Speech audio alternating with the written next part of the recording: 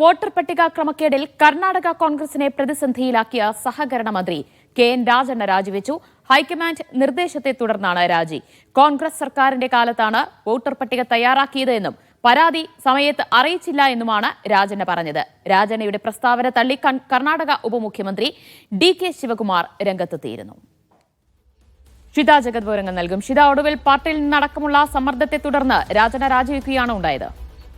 ദിവ്യ, പാർട്ടിയിൽ നിന്ന് അതീവ സമ്മർദ്ദം തന്നെ ഉണ്ടായിരുന്നു രാജണ്ണയുടെ രാജിക്ക് വേണ്ടിയിട്ട്. കാരണം ഇങ്ങനെ ഒരു പ്രസ്താവന എന്ന് പറയുന്നത് രാഹുൽ ഗാന്ധി വോട്ടർ പട്ടികയിലെ ക്രമക്കേട്, വോട്ടർ പട്ടികയിലെ കൊള്ളയുമായി ബന്ധപ്പെട്ട് വലിയ രീതിയിൽ പ്രക്ഷോഭവുമായി മുന്നോട്ട് പോവുകയാണ്. കഴിഞ്ഞ കുറേ കാലമായി എടുത്തുള്ള തെളിവ് സഹിതം അദ്ദേഹം അത് അവതരിപ്പിച്ചിരിക്കുമ്പോൾ കർണാടകയിലെ, പ്രത്യേകിച്ചും അദ്ദേഹം പറഞ്ഞിരിക്കുന്നത് കർണാടകയിലെ മഹാദേവപുരത്തുണ്ടായിരിക്കുന്ന വോട്ടർ പട്ടികയിലെ ക്രമക്കേടുകൾ എടുത്തു പറഞ്ഞുകൊണ്ടായിരുന്നു.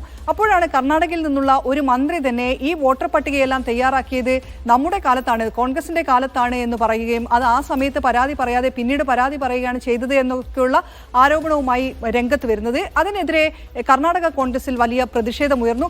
കർണാടക കോൺഗ്രസിന്റെ അധ്യക്ഷൻ തന്നെ സുർജേവാലയ്ക്ക് കത്തെഴുതിയിട്ടുണ്ടായിരുന്നു. വലിയ രീതിയിലുള്ള അച്ചടക്ക നടപടിയാണ് രാജണ്ണയുടെ ഭാഗത്തുനിന്നുണ്ടായിരിക്കുന്നത്. നടപടി എടുക്കണം, എത്രയും പെട്ടെന്ന് തന്നെ ഇയാളെ പുറത്താക്കണമെന്ന് ആവശ്യപ്പെട്ടുകൊണ്ടാണ് സുർജേവാലയ്ക്ക് കത്ത് നൽകിയിരുന്നത്. ഒപ്പം ഈ കാര്യം കെ സി വേണുഗോപാൽ മുഖേന രാഹുൽ ഗാന്ധിയെ അറിയിക്കുകയും ചെയ്തു. രാഹുൽ ഗാന്ധിയും എത്രയും പെട്ടെന്ന് തന്നെ രാജണ്ണ രാജിവെക്കണമെന്നുള്ളൊരു ആവശ്യത്തിൽ ഉറച്ചു നിൽക്കുകയായിരുന്നു. അതിനെ തുടർന്നാണ് രാജണ്ണയോട് രാജിവെക്കാൻ വേണ്ടി ഹൈക്കമാൻഡ് ആവശ്യപ്പെട്ടത്. രാജണ്ണ രാജിവെക്കുകയും ചെയ്തു. പോലും ചോദിക്കാതെയാണോ രാജി ആവശ്യപ്പെട്ടത്? രാജണ്ണയോട് വിശദീകരണം ചോദിച്ചിട്ടുണ്ടോ എന്നുള്ള കാര്യത്തിൽ നമുക്ക് ഇപ്പോൾ ഒരു വ്യക്തതയില്ല.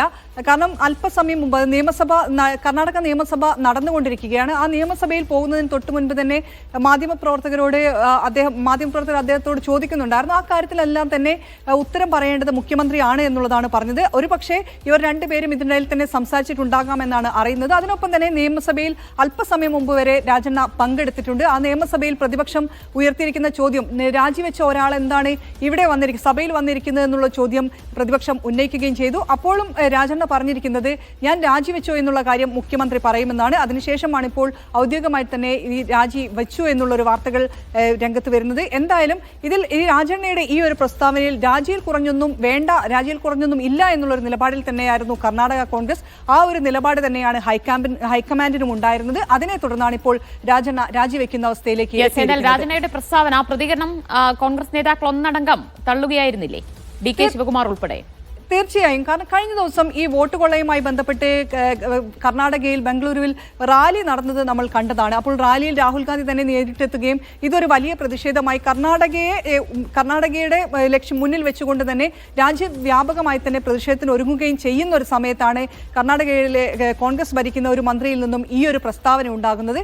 അത് വലിയ രീതിയിൽ തന്നെ ഒരു ഡാമേജ് കോൺഗ്രസിന് ഉണ്ടാക്കുകയും ചെയ്തിട്ടുണ്ട്. അതിനെ തുടർന്ന് തന്നെയാണ് കോൺഗ്രസിന്റെ നേതാക്കന്മാർ, ഉപമുഖ്യമന്ത്രി ഡി.കെ. ശിവകുമാർ ഉൾപ്പെടെയുള്ള ആളുകൾ കാര്യമറിയാതെയാണ് രാജണ്ണ പറയുന്നത്, കാര്യമറിയാതെ ഇത്തരത്തിലുള്ള പ്രസ്താവനകൾ നടത്തരുത് എന്നുള്ള കാര്യവുമായി പറഞ്ഞുകൊണ്ട് രംഗത്ത് വരുന്നത്. കർണാടകയിലെ മുഴുവൻ കോൺഗ്രസ് നേതാക്കളും ഇതിനെതിരെ രംഗത്ത് വന്നിട്ടുണ്ടായിരുന്നു. അതിനൊടുവിലാണ് ഇപ്പോൾ രാജണ്ണ രാജിവെക്കുന്നത്.